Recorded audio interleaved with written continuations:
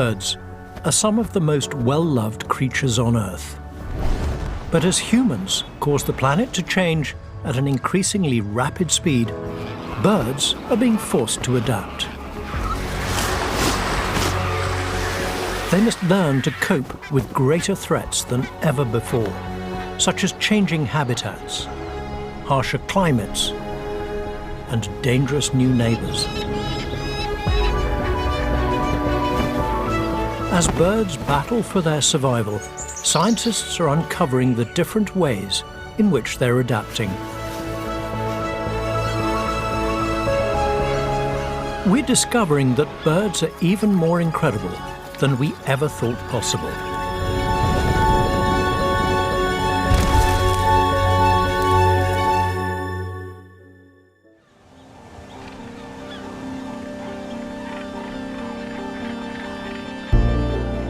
This is Helgoland, a small archipelago off the North German coast. It's gained a reputation for being one of the most spectacular places to witness bird migration, as so many birds use it as a stopover site to refuel on their journeys. It's also home to one of the oldest ornithological observatories in the world. Dr. Jochen Dierske works at the Institute for Avian Research in Wilhelmshaven. He's part of a team studying the bird populations here. Helgoland has a very long history of keeping ornithological records. It began with a painter who moved to Helgoland in the 1840s, fell in love, and then spent most of his life here. He began keeping methodical records of the birds and also published them in a book. That's why we know so much about local bird life in the 19th century.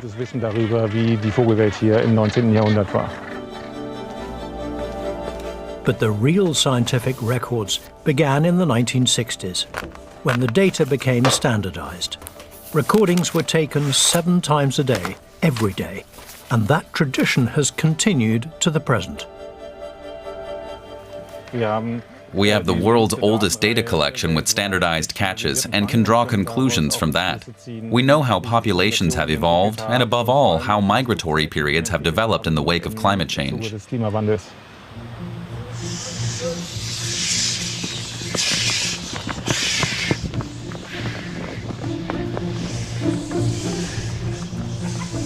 Jochen and his colleagues use what's known as Helgoland traps, shepherding birds that land here into a funnel so that they can be caught safely.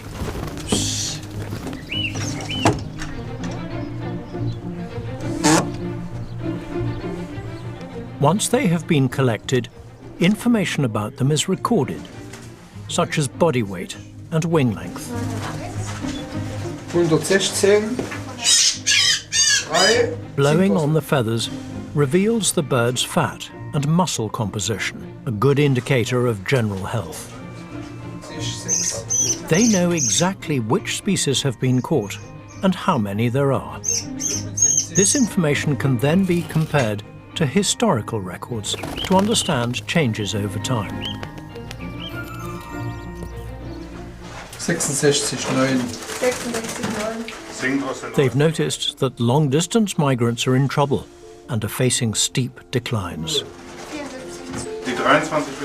The exact reason for this is unknown, but it's thought to be because of global habitat destruction and loss of insects, an important prey source for many birds.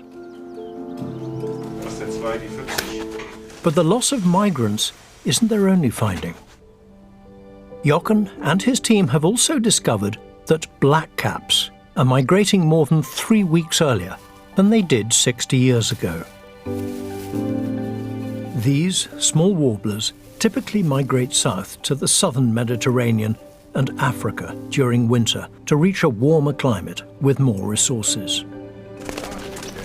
Dr. Joseph Wynne is studying bird navigation here on Helgoland. Recent tracking data shows not only do blackcaps migrate earlier, but the direction of their migration has also changed. The reasons birds migrate is because they want to get to a place with a more clement climate. But recently, and by recently I mean within half a century of now really, birds have started to migrate north, specifically to the United Kingdom. Previously, those who migrated north would perish in the cooler conditions, but now many who choose this route are surviving.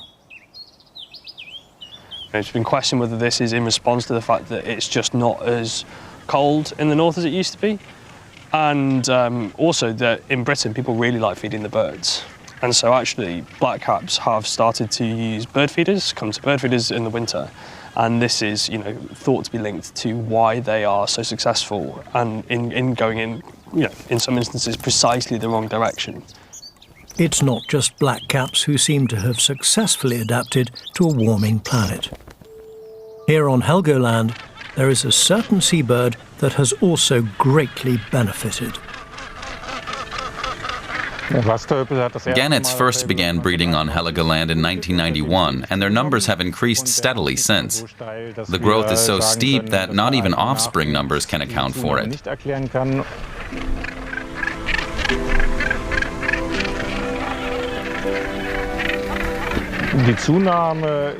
Some growth could be explained by other gannets being attracted to the colony, but the species is also extending its range generally, which means it's doing quite well in the current conditions in the North Sea.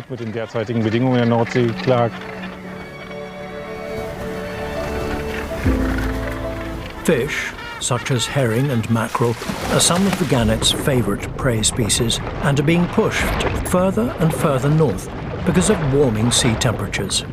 So perhaps this is helping to support this gannet population. The gannet's phenomenal ability to dive also allows them to access a greater variety of fish than other seabirds. But not every bird can so easily adapt to the challenges of climate change. In contrast to the gannet, kittiwakes and fulmars have declined sharply. One reason might be because they search for food on the surface and have difficulty accessing fish. But we also observed during the particularly hot summer of 2018 that adult kittiwakes simply abandoned their nests and their eggs. It was really hot on the cliff. Temperatures climbed as high as 52 degrees Celsius. That was clearly too hot. The adult birds were still in the area, but they'd left their nests.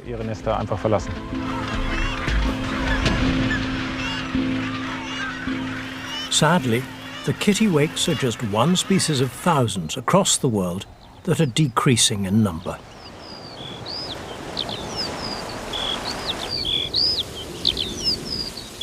One of Britain's most iconic species, the skylark, is famous for its rich and intricate song.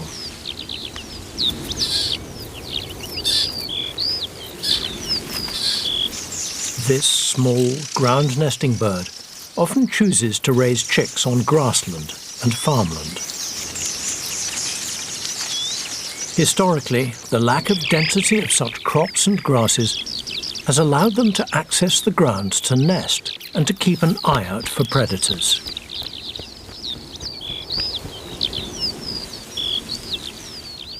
With the intensification of agriculture, this habitat is becoming a dangerous one. The widespread change from spring to autumn-sown cereals has increased the density of crop, pushing skylarks to nest near tractor-tram lines, making them vulnerable to trampling and to predators.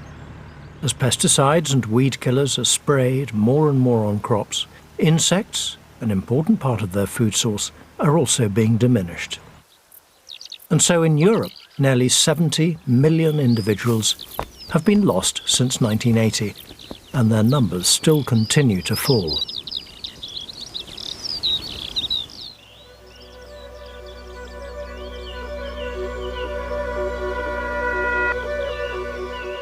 Professor Amanda Rodewald and her colleagues at the Cornell Lab of Ornithology in North America have uncovered an even more devastating tale of decline. In North America, we've lost 3 billion birds from the breeding population. That's nearly 30%. of birds, or 1 in 3 birds that have been lost just in my lifetime alone, so since 1970. We're seeing these declines that are really spanning almost all habitats and almost all groups of species, and no longer restricted to just species that we might have already been thinking of as requiring conservation attention. Instead, we're now seeing some of our greatest declines in species that are abundant, that are common and widespread.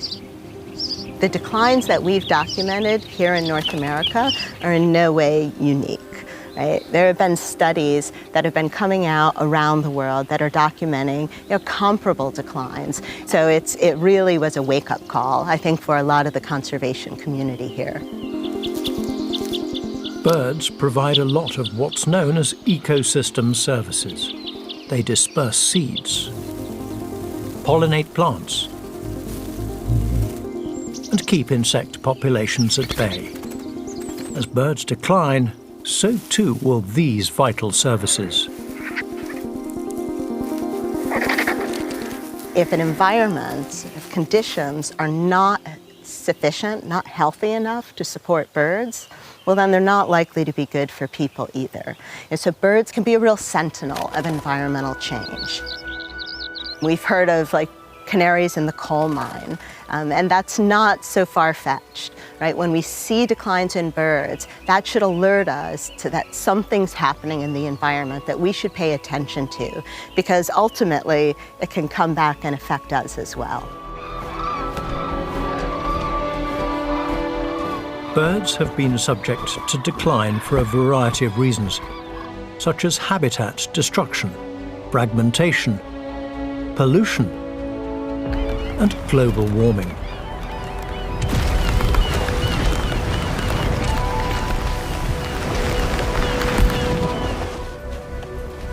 Meanwhile, human populations around the globe have reached an all-time high, 8 billion.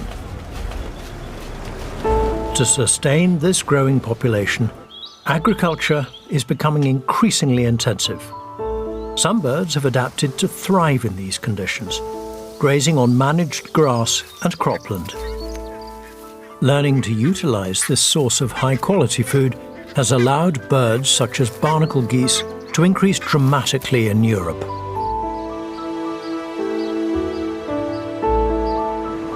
But as we continue to urbanize the planet, we're seeing new and unusual problems emerge for our birds. To mitigate natural noise, such as wind, birds can change their pitch, volume, or time at which they sing.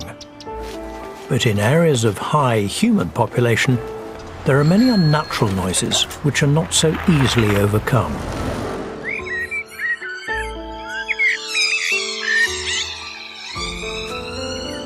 The Max Planck Institute for Ornithology in Germany is one of the largest centers for bird science in the world.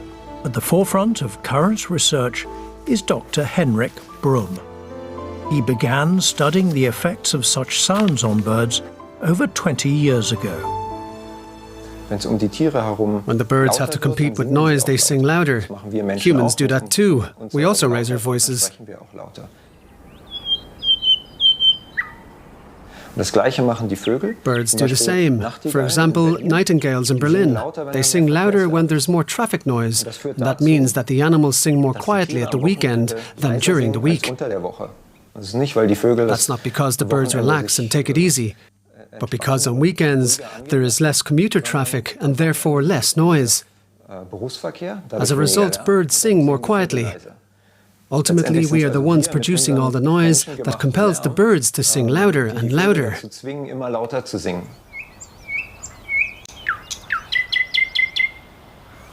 For us humans, noise is a huge problem, but it's become increasingly clear that noise has similar effects on birds. For example, city traffic causes chronic stress in birds, which in turn suppresses their immune systems. Our latest findings, which we recently published, show that traffic noise can cause birds to have trouble learning to sing. Just as human children learn to speak, the birds have to learn to sing, and the traffic noise has the effect that it is taking them longer to develop their song, and they also make more mistakes when learning. The song quality is inferior.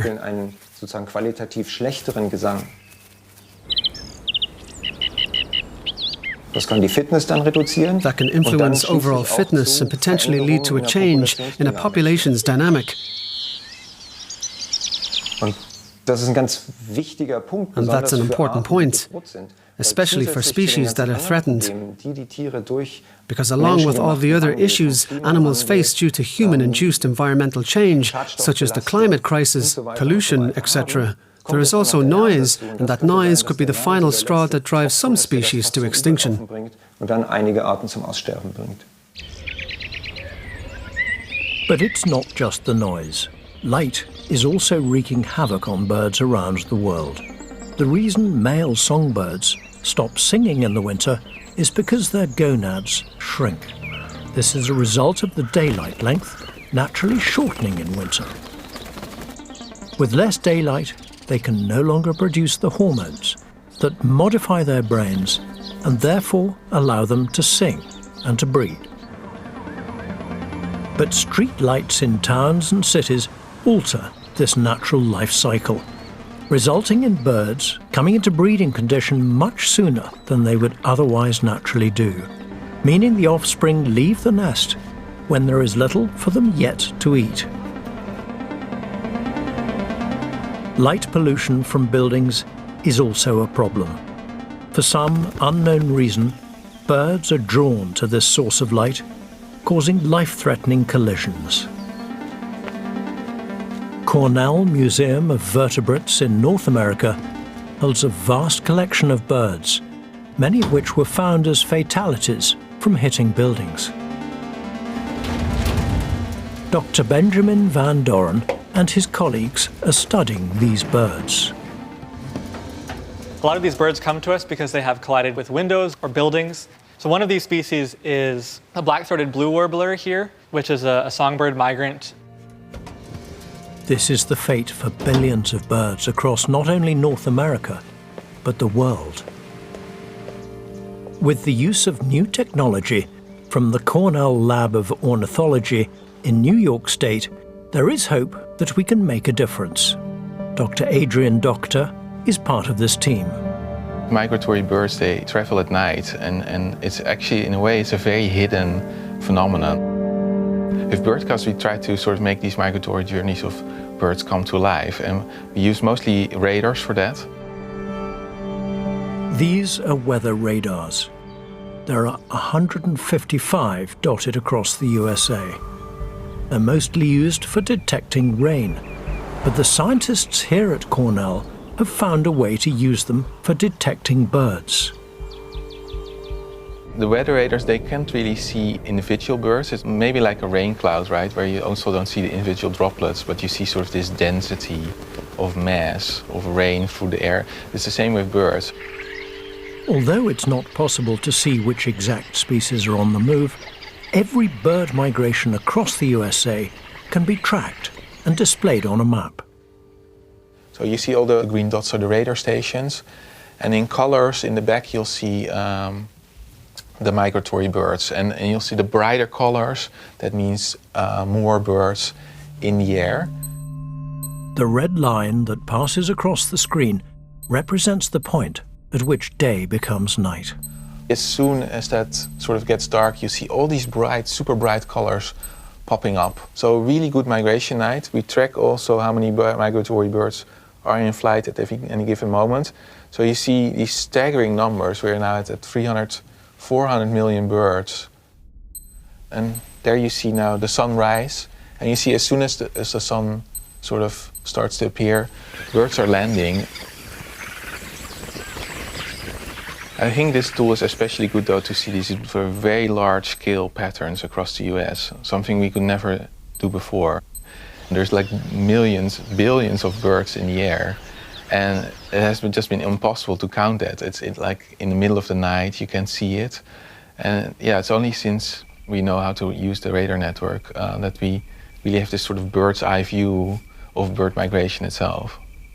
You can zoom out to the scale of an entire continent and see what migration looks like and how it's distributed in space. Birdcast technology can not only track migrations, it can predict them too. As weather radars have been around for decades, the archived migration data from the last 20 years can be collected and compared to the weather conditions birds were experiencing. By combining those two sources of information, we can create a predictive model that will tell us how much migration we expect to take place under a given set of conditions in a given area, and really convert a weather forecast into a bird migration forecast. Dr. Benjamin Van Doren uses this information to protect birds against the dangers of light pollution. So if our migration forecasts say, for example, that we expect millions of birds to be migrating over Dallas in Texas, we will then put out an advisory that day to say, hey, we expect lots of migration tonight. Make sure to turn out your lights tonight. And so our network of people will work to make that happen. Then that night, hopefully there'll be fewer lights on in that city. Turning out lights makes a difference even at the level of the individual window in the building. And through our work, we were able to show at one convention center in Chicago that if this building had participated in a lights out program and turned off, say, half of its lights on a given night for a long period, that bird mortality at that one building could have been reduced by 50% or more. And over the course of 20 years, we're talking about 5,000 or more birds that could have been saved. There are many challenges in the world that are really complex, like climate change. But light pollution and the impacts of light on birds, this is a problem that people can make a difference. It's really something people can do with just a flick of a light switch. Migratory birds are some of those that have been hit hardest by a changing planet. But some bird species are adapting to the new environments created by humans. Adult birds introduce their young to these opportunities, so they too grow up to be tolerant of people. This ability has allowed them to not only live alongside humans, but to take advantage of them.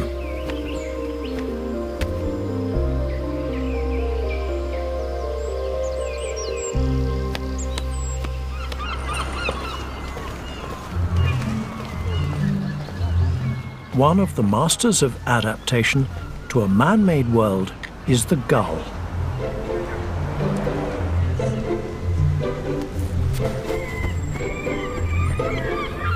They see flat roofs of city buildings as perfect nesting platforms and a safe place to raise their chicks. They've also learned to follow people's schedules, feeding when the most food is available, even if that means foraging at night.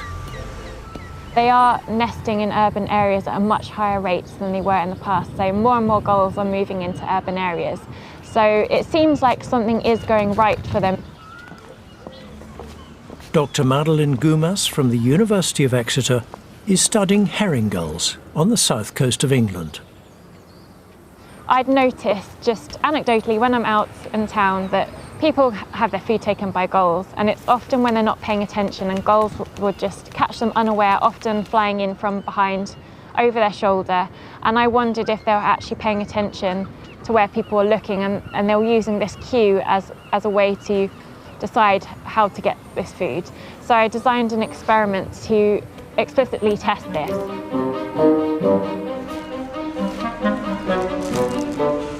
Madeleine places a bag of chips on the ground and looks away to see how long it takes until they're snatched.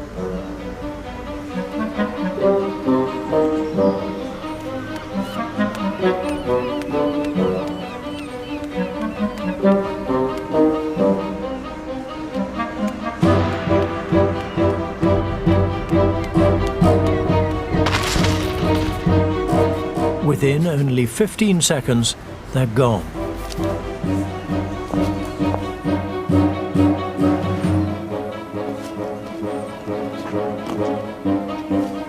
Now for the next test. How will a gull react when Madeline maintains her gaze? After placing the chips down, she waits.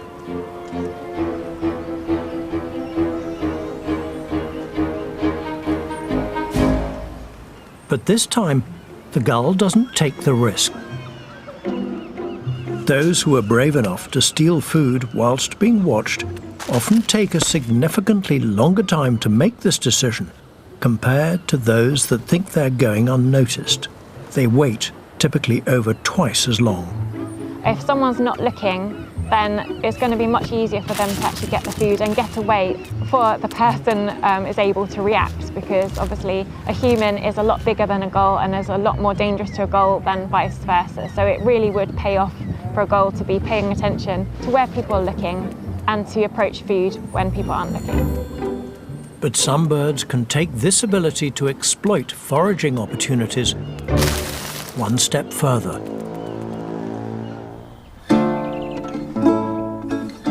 One of the world's most intelligent species of bird live here at the Tower of London.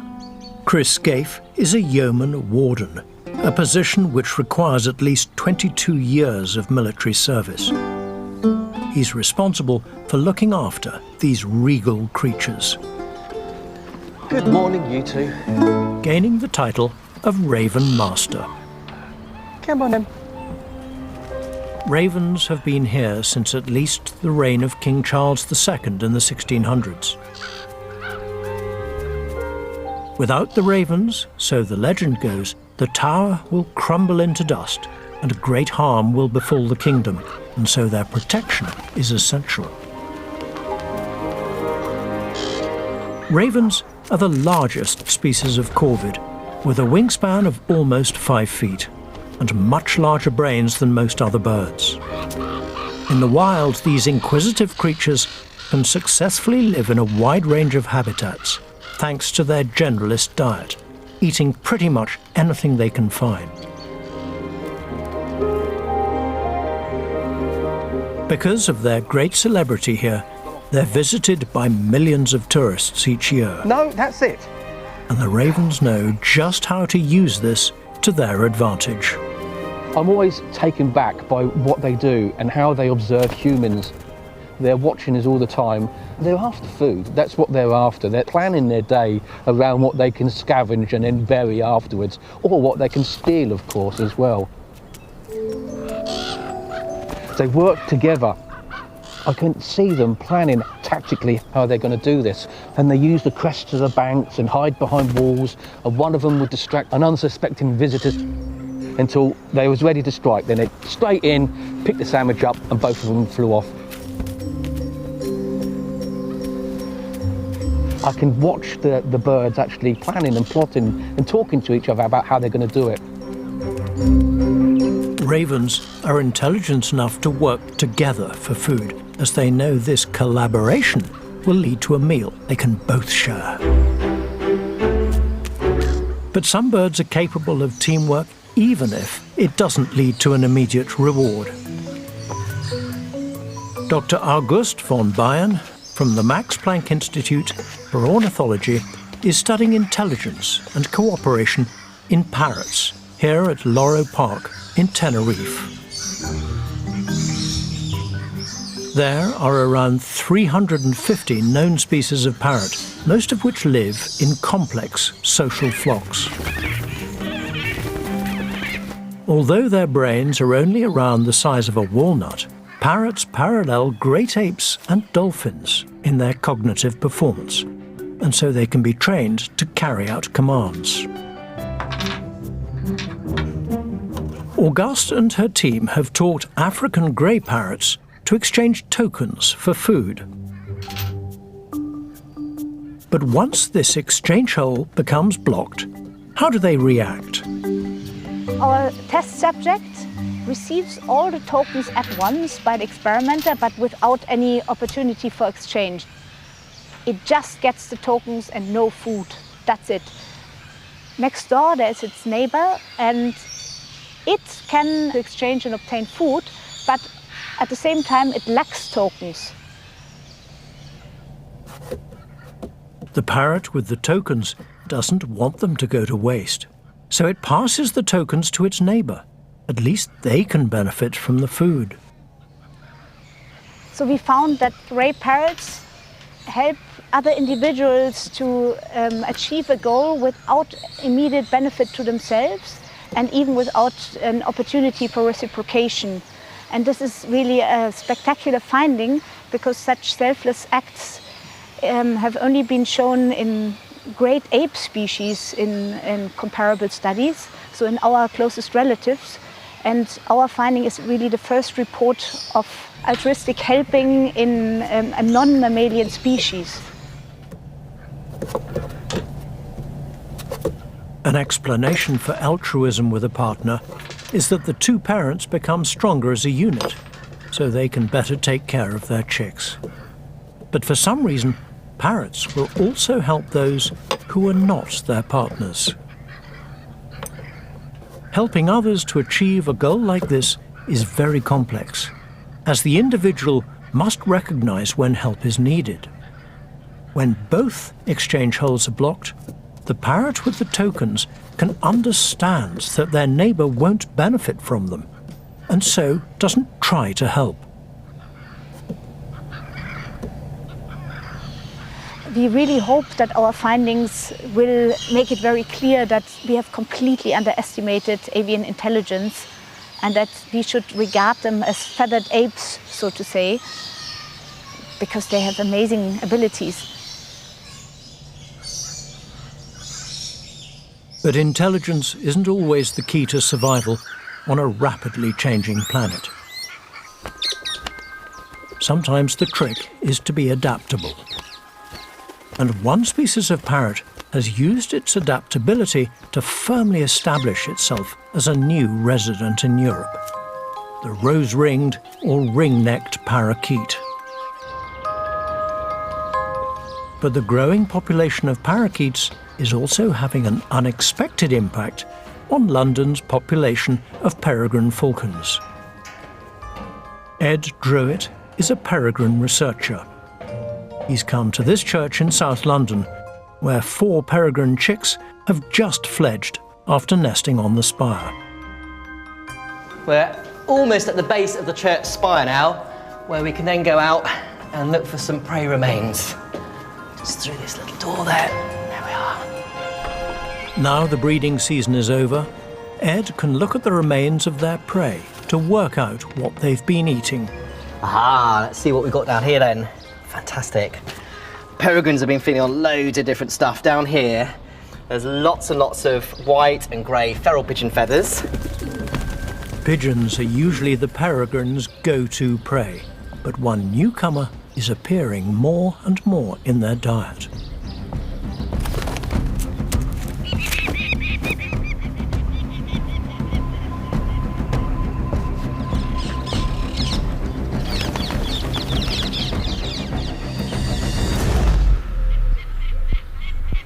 Adults are catching parakeets and bringing them back to feed their growing chicks. But just how important are they in the peregrine diet?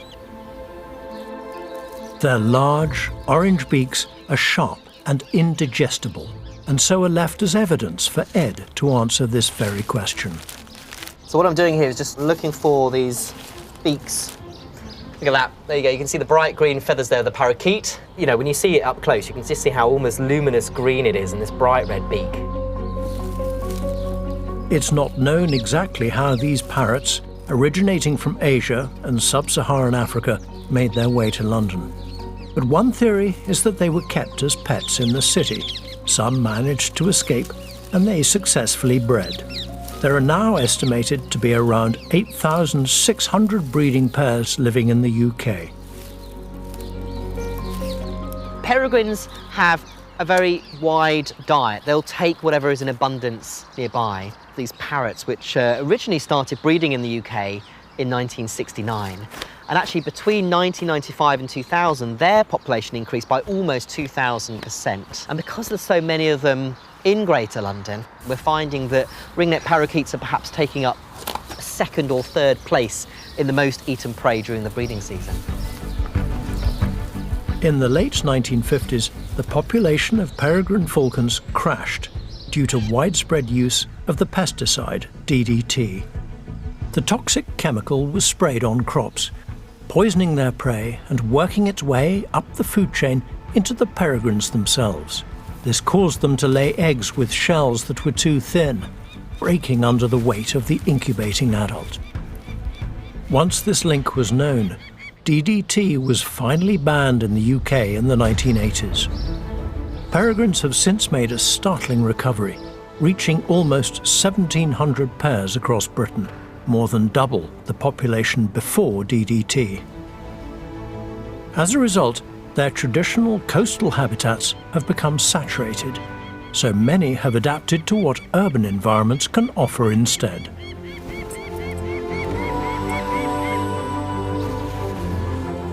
And these are all the bits of parakeet. And what I'm going to do is line those up now. There's going to be quite a few here. Right, so I'm ready to count now. Let's see how many we've got. Okay, so let's go through 1, 2, 3, 4, 5, 36, 37, 38, 39, 40, 41, 88, 89, 90, 91. 91. 91. So a little bit less than last year, but actually that is still a huge number. One site that I've had this year that I've been watching on the web camera took 37, and I thought that was a lot. Ringneck parakeets are becoming an important part of the peregrine diet. As ringneck parakeets continue to radiate out into other parts of England, then I think peregrines that are already there are probably going to be doing even better than they already are. Those peregrines are already feeding on feral pigeons and starlings, but actually if you then add the ringneck parakeet into the mix as a species that is all around the place, relatively easy to catch, then actually that's probably going to increase the breeding success of those peregrines. The parakeet and peregrine's ability to adapt to a changing world is a hopeful sign that others may be able to do the same. But for birds to do this, they must be able to learn from new experiences. It's thought that in humans and other mammals, a vital part of learning is the formation of memories when dreaming.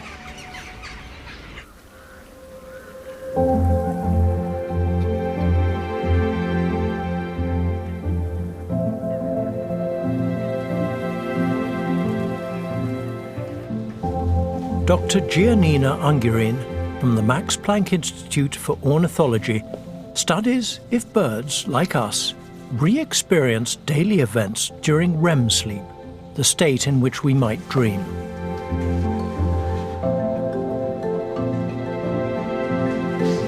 The Budapest pigeon has transparent eyelids, and so the movements of its pupils can be recorded when its eyes are closed. But to study this at night, Giannina must observe it under infrared light, which the bird cannot detect. After switching on the infrared camera, she enters the aviary to put the pigeon to bed on its perch.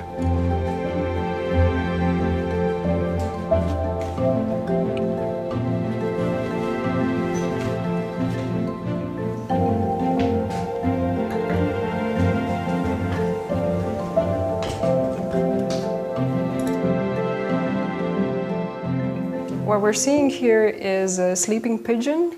The pigeon is initially in non-REM sleep. Its eyes are closed and is breathing regularly, and it's quite quiet. And then it enters into REM sleep. So the eyes start moving around and you see the pupils constricting rapidly. Through our study, we found out that these pupillary constrictions were specifically linked to this particular sleep state, to REM sleep. We also showed for the first time that the pupils of pigeons are constricting during courtship, during wakefulness.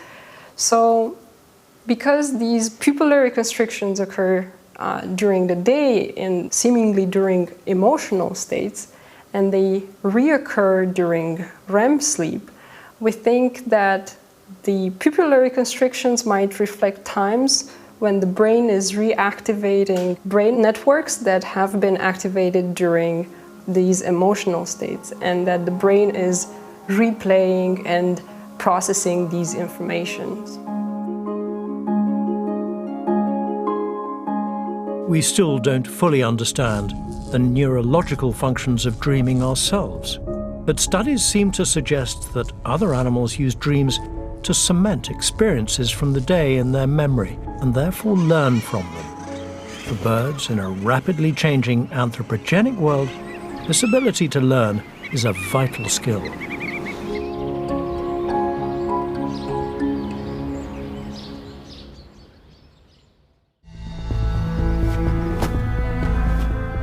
There are many ways in which birds are responding to a changing planet. Some are gaining the opportunity to thrive in new habitats by accessing more nutritional food and resources. But for many others, anthropogenic change is having a devastating impact, reaping havoc on populations around the world.